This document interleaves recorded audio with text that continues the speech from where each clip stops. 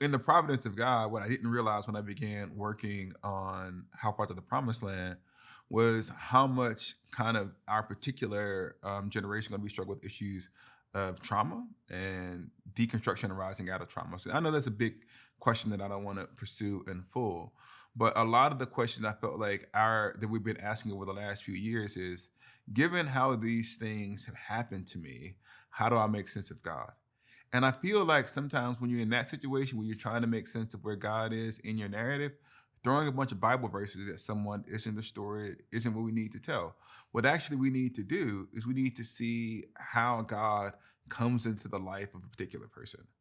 And so one of the things they say about saints is that the saints are an exegesis of the Bible. In other words, the saints are a manifestation of how God's work is lived out through the life of an individual. Now, unfortunately, I don't have the holiness to qualify as a saint, so I can't say, look at my life to see like how I embody what God is up to in the world. But what I could say is, you can look at my life and my story and see how God was gracious to someone over the course of time. And not that God was just gracious to me, but that God was gracious to a variety of people in my family over generations. In other words, what How Far to the Promised Land is a narrative account that depicts the grace of God over generations. And I think that sometimes my struggle or anybody's struggle to find God in their narrative gives other people's room to find God in their narrative. And in particular, like I said, because I am an African American from the South, and because over generations my family have been victims of racism and injustice, the question of where God is in the context of real injustice is also a pressing question, right? One of the things that the internet and the information age has made plain to us in a way that maybe hasn't been plain in the past are the real sins and brokenness of the church. What do we do with the fact that the church, people who we put our trust in, people who we put our hope in, have really disappointed us?